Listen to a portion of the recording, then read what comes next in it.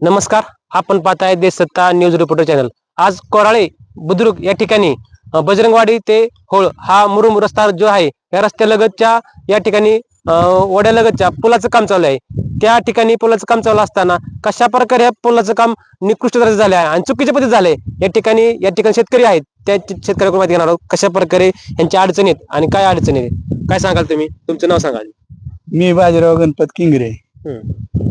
आता या संदर्भात असं बोलतोय, म्हणजे सांगतोय अगदी वस्तुस्थिती आहे की पूल हा एकतर हाईट जास्त झाली, दुसरी गोष्ट आमचे पहिलेच अगोदर ऊसाचं ट्रॅक्टर वगैरे इथून निघत नाहीत आणि आता तर शक्यच नाही निघणं.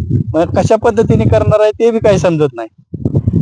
त्यामुळं आमची इतकी अडचण झाली या की जाणं येणं मुश्किल झाले आता. आणि शिवाय आता जी भिंत बांधली या म्हणजे ह्याच्या पाण्याच्या फ्लो प्रमाणे ती एकदम चुकीची झाली आहे.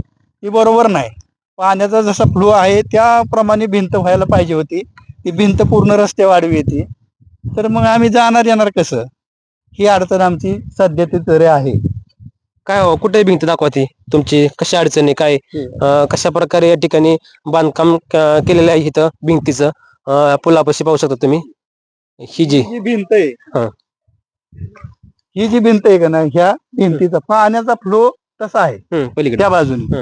म्हणजे त्या बाजूने पाण्याचा फ्लो असताना ही भिंत गेली दुसऱ्याच राहणार. आता हा माणूस आपल्याला हे करून देईल का? हा माणूस आपल्याला आम्हाला इकडनं येऊन देणार नाही, देईल का? बर त्यांनी तरी का देवावं, आम्हाला येऊन द्यावं? हा रस्ता आहे का नाही, तो इरिगेशनच्या चारीच्या बाजूने जातोय, सरळ जायला पाहिजे ना. आता ही भिंत इतकी अडचण येते. भिंत रस्त्यावर डायरेक्ट आली.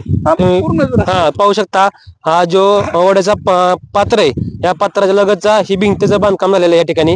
या ठिकाणी जी भिंतीचं बांधकाम आहे त्या पात्राच्या कडून घासून पाहिजे होतं. ते पात्र डायरेक्ट थेट जो खालून आलेला रोड आहे का नाही, दुसऱ्या क्षेत्रामध्ये आलेले असं या नागरिकांचं म्हणणे.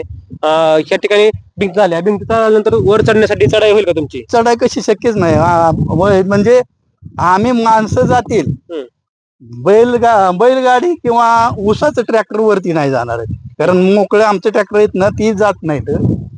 याच्या अगोदर एकदम स्लोप होता तरी जात नव्हतं, आता तर शक्यच नाही. आता भरलेली ट्रायली कशी काढणार? वड्याचं पात्र आणि हे वरण्याला वडा आहे ते पात्र बरोबर आहे का आता? नाही नाही, चुकीचं झाले. ती पूर्ण खाल्लाकडे पूर्व बाजूला आले सर. सर्व जो वडा आहे तो पूर्व बाजूला वळला गेलाय. पूर्व बाजूला वळलाय, थोडस त्या बाजूला बी पाहिजे होता. पूर्ण एक मोहरीच इकडच्या बाजूला आहे, ही चुकीची आलेली आहे. चुकीची आली. त्यामुळे शेतकऱ्यांचं नुकसान भरपूर होणारच आहे, होणार, 100% होणार.